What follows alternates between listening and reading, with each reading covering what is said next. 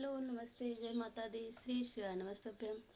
और आप सब अच्छे होंगे, ऐसा मेरा उम्मीद है। ऐसा मेरी माता रानी से प्रार्थना है, भोलेनाथ से प्रार्थना है कि आप सब जहाँ रहें स्वस्थ रहें और मस्त रहें।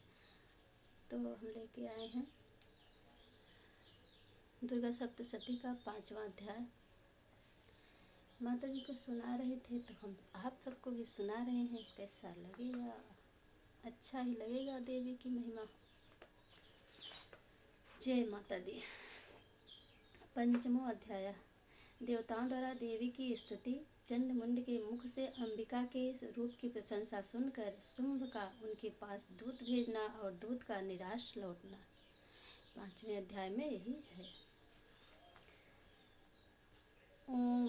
इस उत्तर चरित्र के रुद्र ऋषि हैं, महासरस्वती देवता हैं, अनुष्टुप छंद है, भीमा शक्ति है, भ्रामरी बीज है, सूर्य तत्व है और सामवेद स्वरूप है। महासरस्वती की प्रसन्नता के लिए उत्तर चरित्र के पाठ में इसका विनियोग किया जाता है।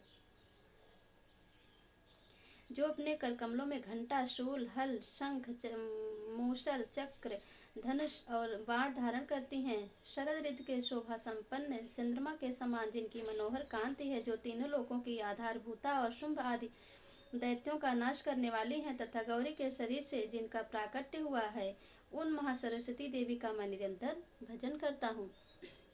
ऋषि कहते हैं, पूर्व काल में शुंभ और निशुंभ नामक असुरों ने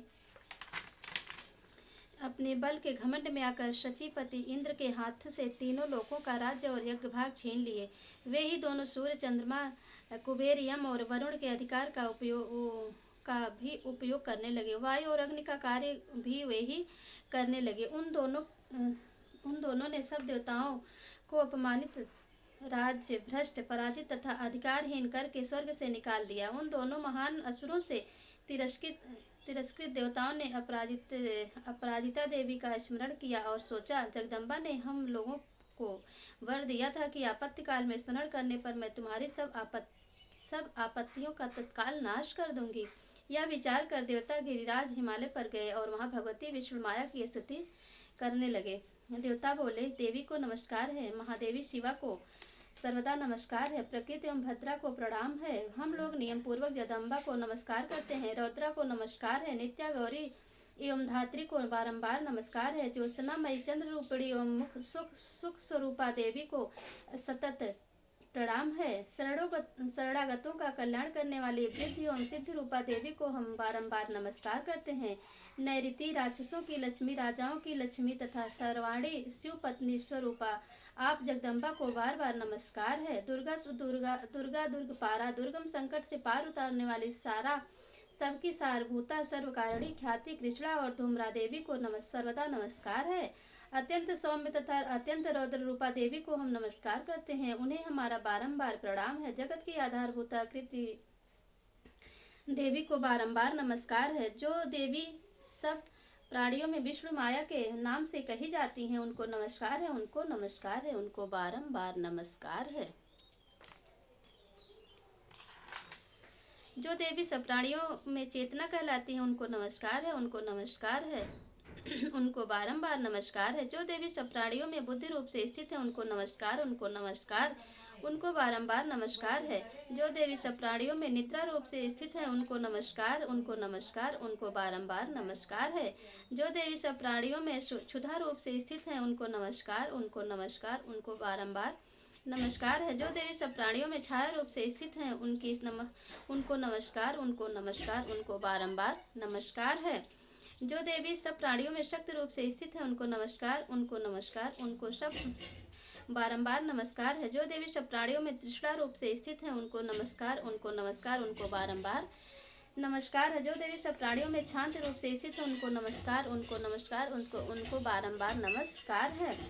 जो देवी सब प्राणियों में जात रूप से स्थित है, उनको नमस्कार, उनको नमस्कार, उनको बारंबार नमस्कार है। जो देवी सब प्राणियों में लज्जा रूप से स्थित है, उनको नमस्कार, उनको नमस्कार, उनको बारंबार नमस्कार है। जो देवी सब प्राणियों में शांत रूप से स्थित है, उनको नमस्कार, उनको नमस्कार, उनको बारंबार नमस्कार है। जो देवी सब प्राणियों में श्रद्धा रूप से स्थित है, उनको नमस्कार, उनको नमस्कार, उनको बारंबार नमस्कार है। जो देवी सब प्राणियों में कांत रूप से स्थित है, उनको नमस्कार, उनको नमस्कार, उनको बारंबार नमस्कार है। जो देवी सब प्राणियों में लक्ष्मी रूप से स्थित है, उनको नमस्कार, उनको नमस्कार, उनको बारंबार नमस्कार है। जो देवी सब प्राणियों में वृत्त रूप से स्थित है उनको नमस्कार, उनको नमस्कार, उनको बारंबार नमस्कार है। जो देवी सब प्राणियों में स्नित रूप से स्थित है उनको नमस्कार, उनको नमस्कार, उनको बारंबार नमस्कार है।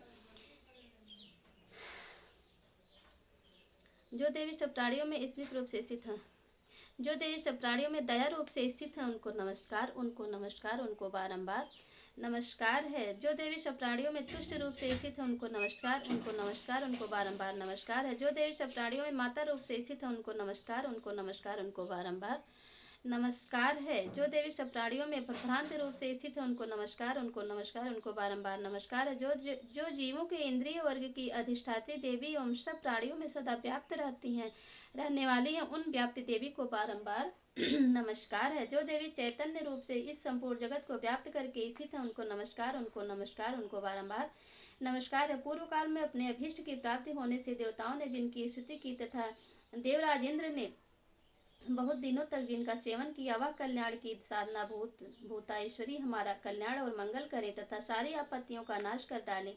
उद्दंड दैत्यों से सताए हुए हम सभी देवता जिन परमेश्वरी को इस समय नमस्कार करते हैं तथा जो भक्त से विनम्र पुरुषों द्वारा स्मरण की जाने पर तत्काल ही संपूर्ण विपत्तियों का नाश कर देती हैं, वे जगदम्बा हमारा संकट दूर करें।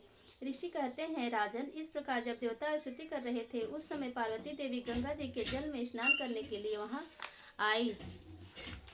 उन सुंदर भौहों वाली भगवती ने देवताओं से पूछा, आप लोग यहाँ किसकी स्तुति करते हैं? तब उन्हीं के शरीर कोश से प्रकट हुई शिवा देवी बोली, शुंभ दैत्य से तिरस्कृत और युद्ध में निशुंभ से पराजित हो यहाँ एकत्रित हुए ये समस्त देवता यह मेरी ही स्तुति कर रहे हैं। पार्वती जी के शरीर कोश से अंबिका का प्रादुर्भाव हुआ था, इसलिए वे समस्त लोकों में कौशिकी कही जाती हैं। कौशिकी के प्रकट होने के बाद पार्वती देवी का शरीर काले रंग का हो गया था। वे हिमालय पर रहने वाली कालिका देवी के नाम से विख्यात हुई हैं। तदंतर शुंभ निशुंभ के भृत्य चंडमुंड वहां आए और उन्होंने परम मनोहर रूप धारण करने वाली अंबिका देवी को देखा।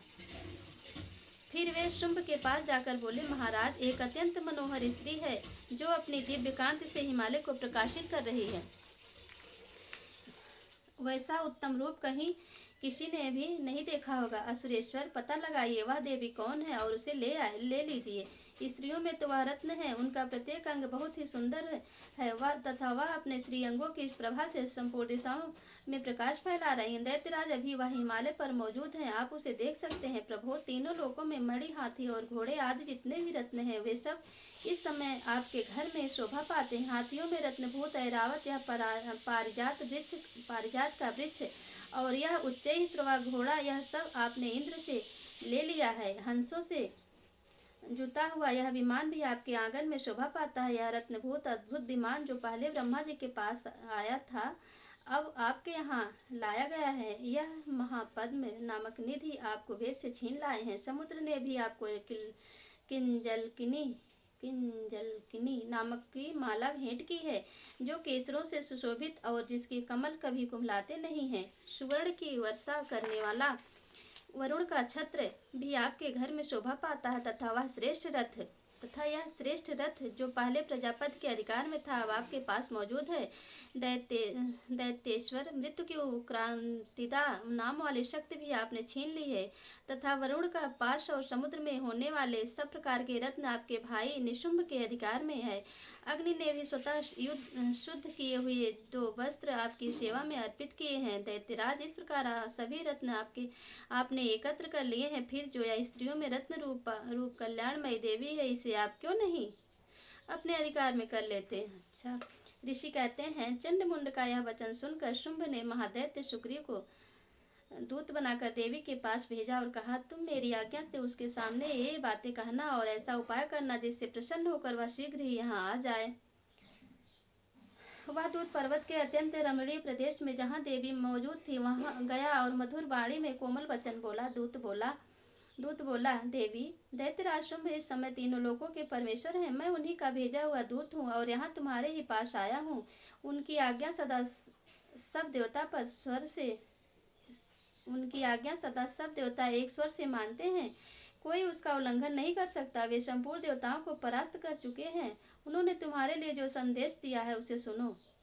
संपूर्ण त्रिलोकी मेरे अधिकार में है, देवता भी मेरी आज्ञा के अधीन चलते हैं। संपूर्ण यज्ञों के भागों का को ही मैं ही पृथक पृथक भोगता हूँ। तीनों लोकों में जितने श्रेष्ठ रत्न हैं वे सब मेरे अधिकार में हैं। देवराज इंद्र का वाहन ऐरावत, जो हाथियों में रत्न के समान है, मैंने छीन लिया है। क्षीर सागर का मंथन करने से जो अष्टरत्न उच्चई श्रवा प्रकट हुआ था, उसे देवताओं ने मेरे पैरों पर पड़कर समर्पित कर दिया है।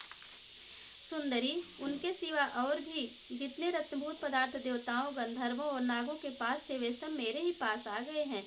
देवी, हम लोग तुम्हें संसार की स्त्रियों में रत्न मानते हैं, अतः तुम हमारे पास आ जाओ, क्योंकि रत्नों का उपभोग करने वाले हम ही हैं।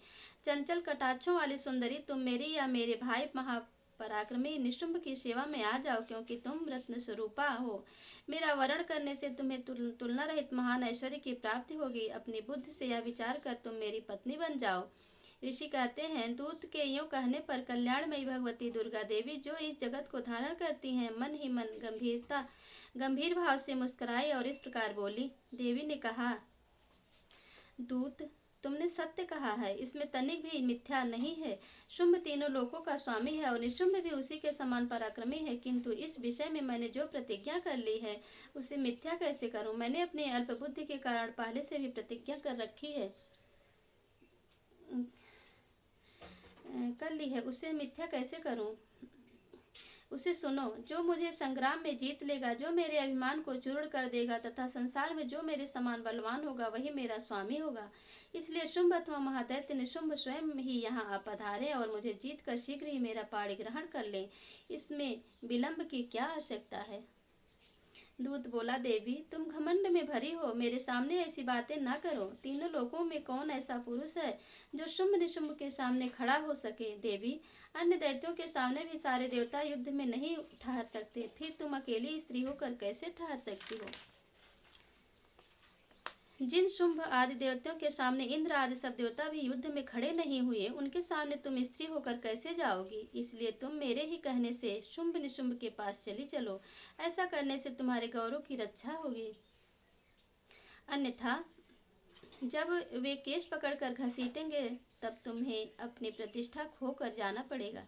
देवी ने कहा, तुम्हारा कहना ठीक है, शुंभ बलवान है और निशुंभ भी बड़े पराक्रमी है, किंतु क्या करूं? मैंने पहले बिना सोचे समझे प्रतिज्ञा कर ली है, अतः अब तुम जाओ। मैंने तुमसे जो कुछ कहा है वह सब दैत्यराज से आदर पूर्वक कहना, फिर वे जो उचित जान पड़े करें। इस प्रकार श्री मार्कंडेय पुराण में सावर्णिक मनवंतर की कथा के अंतर्गत देवी महात्म्य में देवी दूत संवाद नामक 5वां अध्याय पूरा हुआ है। जय